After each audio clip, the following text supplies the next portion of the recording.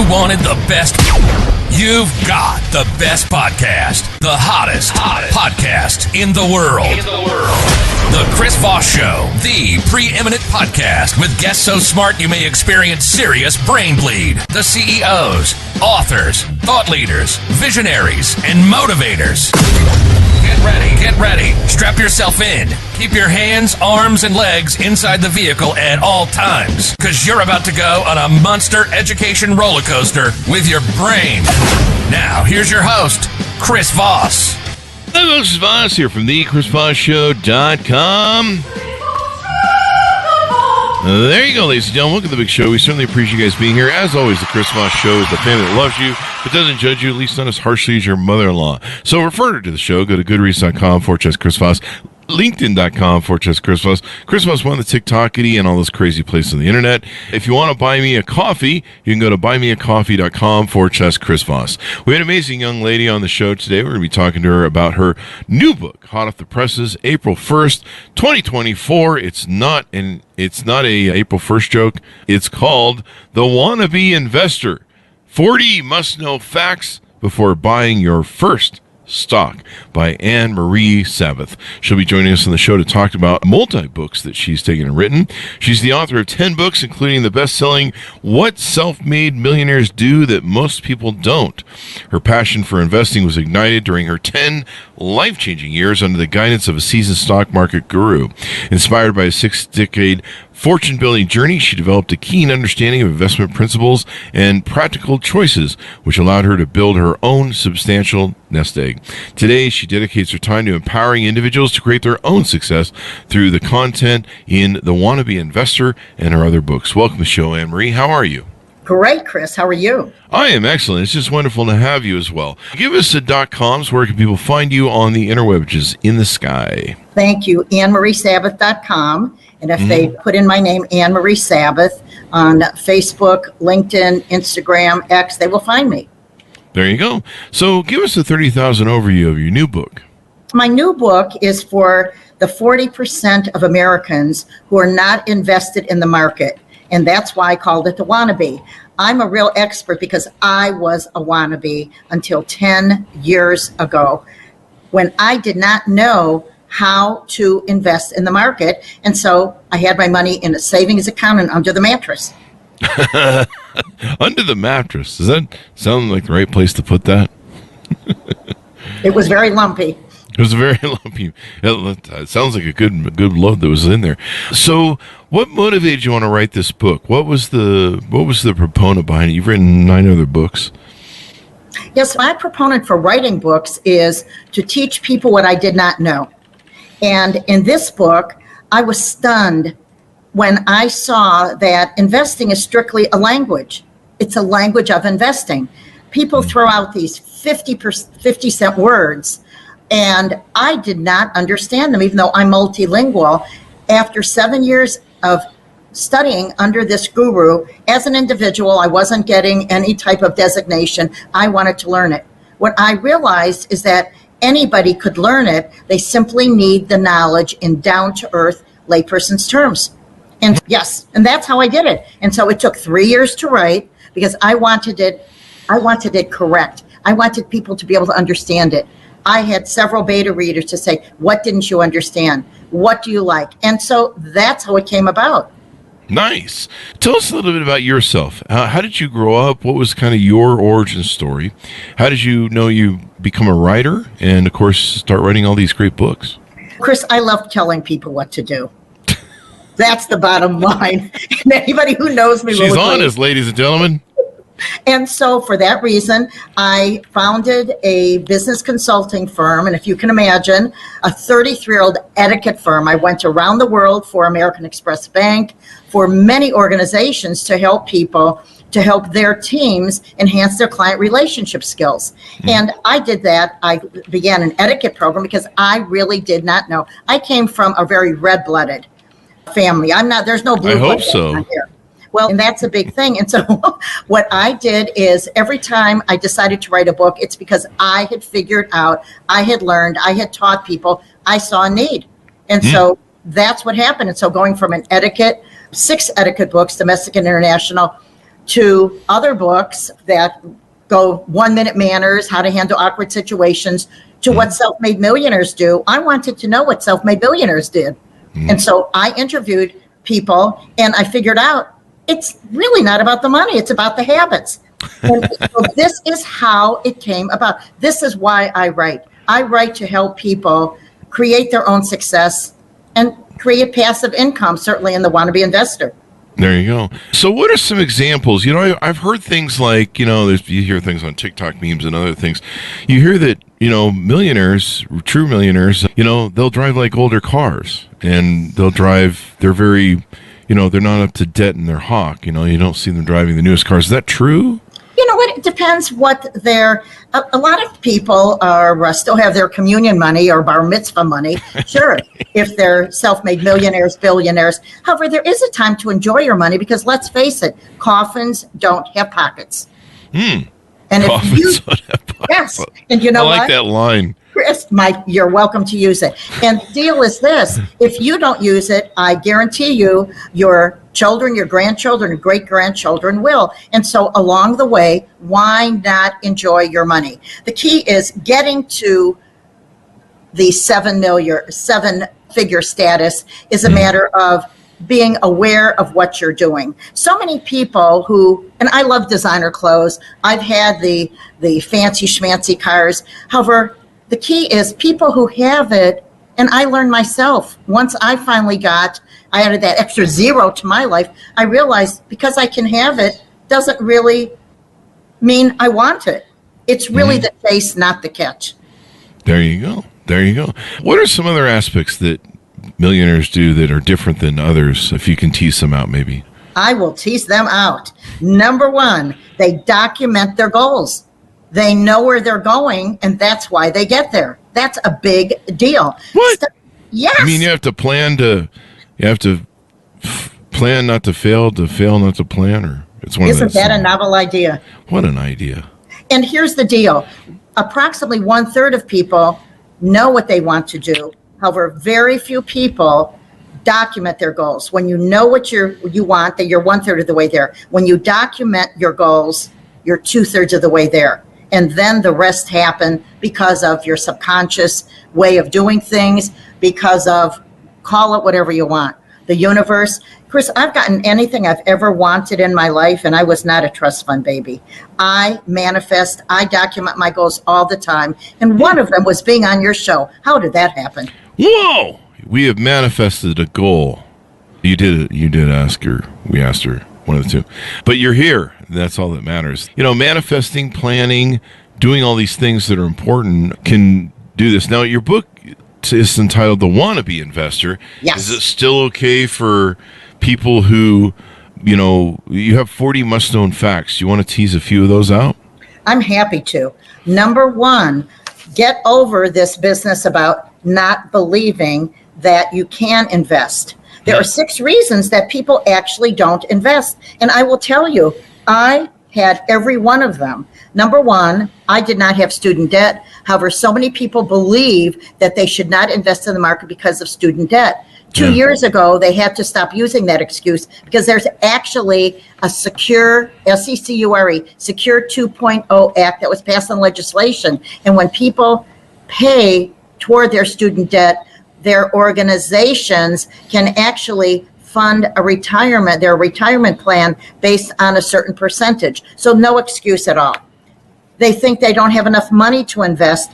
There are many, many brokerage firms who will allow you to put in a minimal amount. It doesn't matter what. It can be $100. You don't need $1,000 or $50,000. That's a big excuse. Another one is they don't know how to open a brokerage account. You know what? The Wannabe Investor has an entire chapter in there, and there are many online sites that can actually teach you. People believe that they should have their money in liquid assets, like their checking account.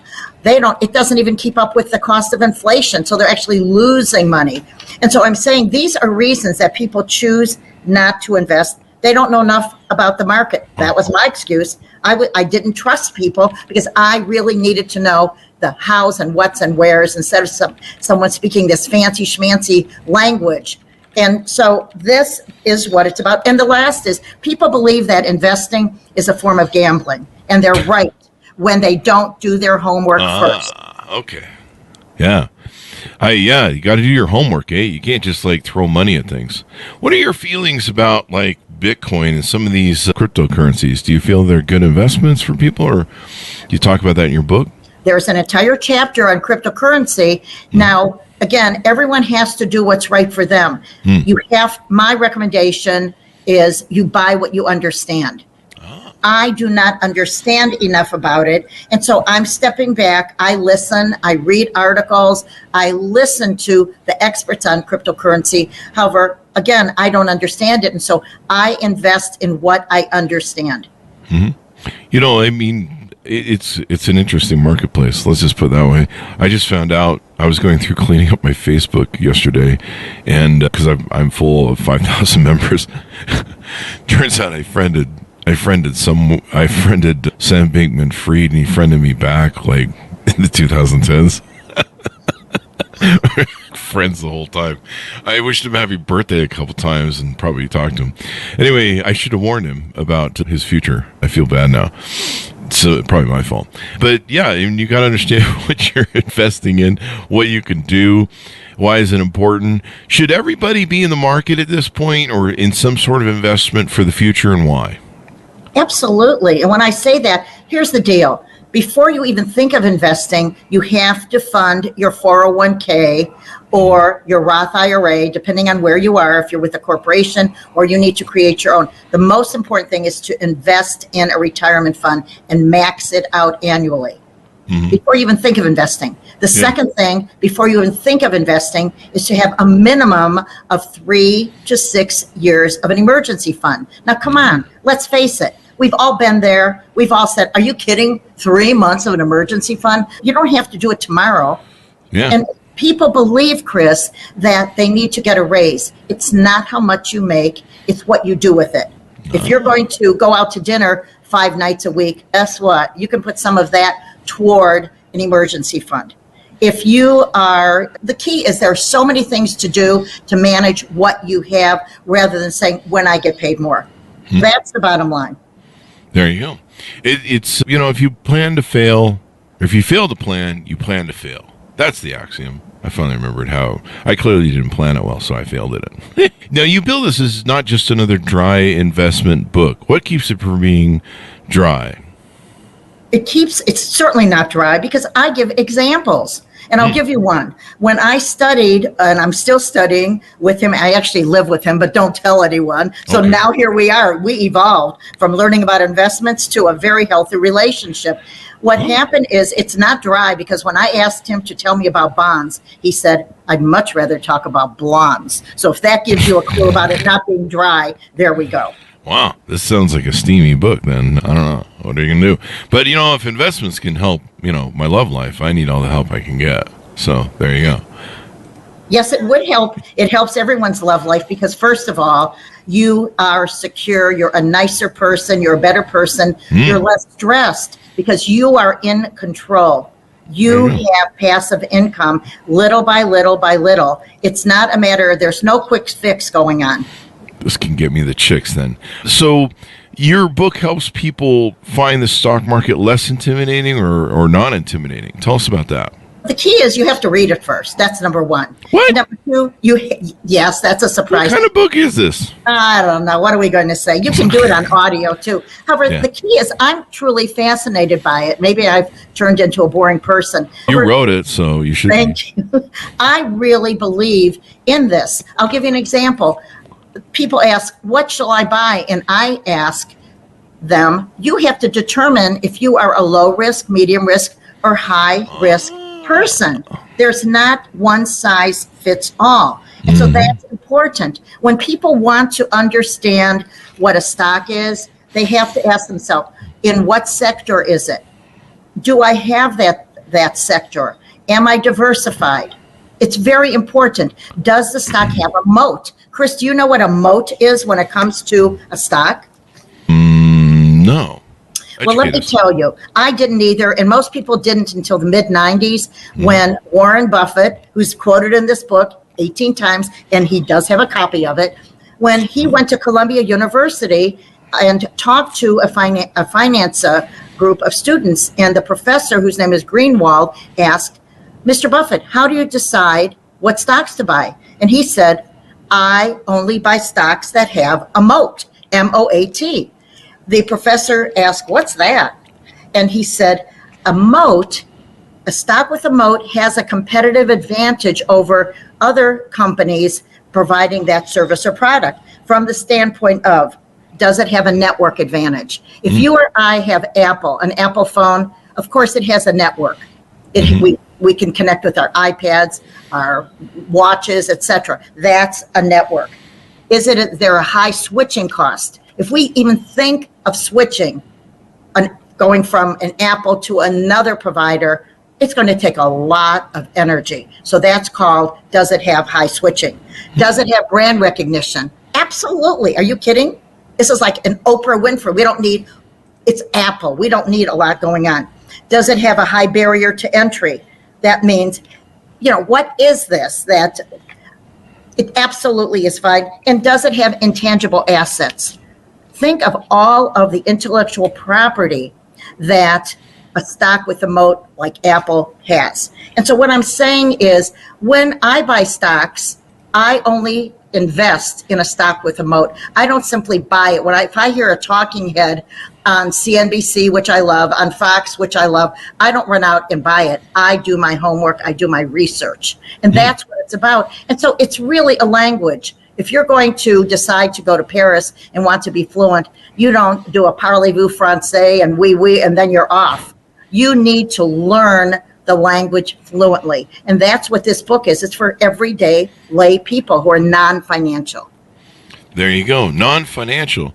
You help people also overcome anxiety about losing their hard-earned money and holding themselves back. How can people navigate that where they're like, I think that's probably the one trepidation people hold back on. God, I don't want to bet my money in the stock market because what if I lose it all? That's right. First of all, they need to have what we talked about, have their retirement fund maxed out each year and have a minimum of 3 months of an emergency fund. And I'll give you an example. I'm heavily invested in a particular stock. I won't name it. However, it begins with an N and ends with an A, and it has a lot of potential. It's an AI stock. And today, I know where it's gone. And I'm very happy because it's a great time to do contrarian investing. When a stock goes down, if you believe in it, if it has a moat, if you've gone through the criteria, why not buy more or sit tight? Let me say this. Alan, who is my investment guru, says in the book, this is one of the 40 Alanisms, choose a stock like you choose a mate. Long term. So long-term mate. Not somebody you pick up at the bar for one night stand, right? Those are fun too, aren't they? I've been so many decades, I don't remember. However, yes, that's what we're talking about. There you go. Yeah, there are some people who are very sloppy about how they pick their mates. Be wise, folks. That's, I guess, what I can say. You can write that book, Chris. I'm not. Yeah, I probably could because I've seen that movie a couple times. So there you go. What else have we talked about in your book that people should know about? There are many things that people should know about. The key is surround yourself with people you want to be like. Learn something new every day. And what that means is even before you invest in the market, ask yourself, what am I going to do? Are you going to turn on a financial channel when you get up and listen to it? Is there a favorite podcast that you should be listening to? Is there a digital newspaper, whether it's IBD, whether it's the Journal? It doesn't matter what it is. However, it's essential, like anything else, to learn. A very important thing is also, and many people do this in their retirement fund, is to do something called dollar cost averaging. That's real easy. That means every month you have a certain amount pulled from your paycheck, whether it's $10 or $100, and that goes directly into your retirement account. Chris, there's something I bet your listeners would love to hear. Sure. You know you're never too young or never too old to invest in the market. Oh, really? Wow. Definitely. I'll give you an example. So many people do fund accounts for children toward college. And what I do is I happen to have 2 grandchildren. They get no more toys. They get no more clothes from me. 4 years ago, when they were 7 and 11, I said to them, you are going to be wealthy women someday. And so you're going to get 1 share or maybe a half a share. That's called a fractionated share of stock for every birthday and every Christmas. Guess what? They have 19 stocks representing 11 business sectors with a charm bracelet, with an Apple stock, with a plane for GE, with a Starbucks cup, all in sterling silver. And so you're never too young to invest in the market. And I will give you something. The 11-year-old said to me a month after she had the stock, she said, Disney stock is going up. And I said, how do you know that? She said, because we went trick-or-treating and all of these kids were wearing Disney costumes. Wow. My point is, you can teach kids early by being aware. Look at all the toys they throw in the closet, the clothes they outgrow. So you're never, ever too young to invest in the market. There you go. Would you adopt me, please? Yes, Chris. I needed a younger brother. I have investments you can set me up in, and you can use me as a dependent, I think. I'm not sure how that works. So there you go. This is very insightful. I mean, it's good for people to know to invest. What are some, people need to realize that, these are important. And it seems like, are we at a lowest point of people investing in the market than ever before? Or are we starting to see more people move into the markets? Where are we in the world with people investing, and what needs to improve, I guess? Strangely enough, when I wrote this book, I wanted to know that fact. And during the past 10, 20 years, you have approximately the same number. So you have this, when I'm saying approximately 40% of Americans are not invested in the market, that number ranges 1, 2, maybe 3%. And that I've seen that by the research over the past few decades. Oh, wow. I'd like to share one more thing, because we may have somebody listening who may be 60, 70, 80 years old. And I want that person to know that you're never too old to invest in the market. You don't just jump in. You need someone. I'm going to give you an example. There was a woman in the last chapter of the book. Her name is Stella. And that's not her real name, of course. She was told that 80 is the new 60, and she panicked. And the reason she panicked is she said, I don't have enough money to live another 20 years. What am I going to do? Oh, geez. Seriously. And so what she did is she happened to talk with someone who was a friend in the retirement center, and he said, listen, this is what I do. I took a certain percentage of what I have, and I have invested it for 10 years. And these were the 3 criteria. 1, invest no more than 10% of your assets in the market. So she did 10%. Diversify by having your stocks in different sectors. And the last thing is keep it a minimum of 10 years.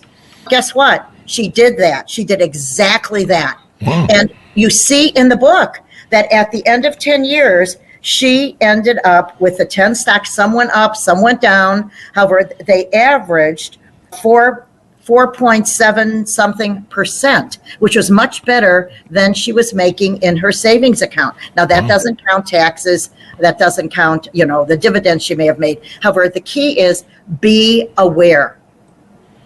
Be aware. Plan. Do something. I mean, doing something is probably better than doing nothing, right? If you don't know what you're doing, it's probably better to do nothing. You have to be educated. You have to educate yourself. There is no one size fits all when it comes to investing. There you go. That makes for an excellent point. Which it seems to be a point throughout your book. Know what you're doing as opposed to just throwing money out the window and hoping that it works, which is how kids are raised. Well, Chris, what is the one takeaway you've picked up? If you fail to plan, you plan to fail. And that's the big thing. You need to set goals. You need to plan what you want to achieve. You need to invest in something you understand, knowing what you understand.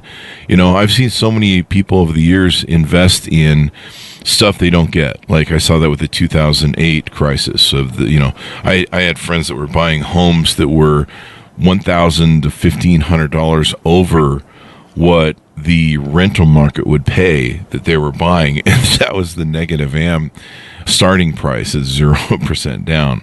So that thing was going to skyrocket. And I'm like, you bought yourself out of the market. You can't even make your mortgage payment because no one will pay that rent. And they bought 6 homes that way. And I remember one friend, she lived in LA, Orange County, and someone told her to get into investing, and Bakersfield was the best place for it. So she bought multiple homes in Bakersfield, which was 4 hours away or 2 or 3 hours away, which makes it really hard to manage rentals. And, it's just silly stuff like that. And then the funny part was she never bought her own place for herself. She was still renting an apartment. And I was just like, you bought 6 properties and you didn't buy one for yourself? Like, that might have been a good idea. I don't know. Be prepared. Understand what you're investing in, because if you don't, you're going to find out the hard way, I imagine, right? Absolutely. And again, investing is for everyone. It's not for the 2% of individuals who have so much that they are influencing the market. In fact, because of what happened with AMC went through COVID, do you know that Wall Street looks at retail investors and looks at what they're doing? And however, they take a good look at them. In addition to institutional investors, retail investors have a lot of clout. And that's you and me, self-directed individuals. Now, many people wonder, should you have a financial advisor? There's an entire chapter on that. And the answer is absolutely. If you don't have the time, at least make sure you consult with a financial advisor once a year. Or if you don't want to have anything to do with it, read the book, The Wannabe Investor, so you understand what the person is saying, so you can ask questions rather than agreeing. There you go. You've got to ask the right questions, know what you're doing, and all that good stuff. So final thoughts as we go out and where people can pick up the book. They can buy the book on Amazon. They can buy it virtually anywhere. Amazon, Barnes & Noble. And anytime they have a question, I don't have anything to hustle. What I have is information to provide. They may email me anytime at Ann Marie at AnnMarieSabath.com. I genuinely care about people. And at this stage in my life, all I want to do is to help people create their own success. There you go. Thank you very much for coming on the show. We really appreciate it. This has been super insightful. Ann, we really love it. My pleasure, Chris. It's an honor. There you go. Folks, pick up the book wherever fine books are sold. The Wannabe Investor, 40 must-known facts before buying your first stock, out April 1st, 2024. Check out our other books that she has. You can find them wherever fine books are sold. Go to goodreads.com/Chris Voss, LinkedIn.com/Chris Voss. If you want to buy me a cup of coffee, you can go to buymeacupofcoffee.com/Chris Voss. And I love you because I think I'm drinking water right now. Thanks for tuning in. Be good to each other. Stay safe. We'll see you next time. There you go.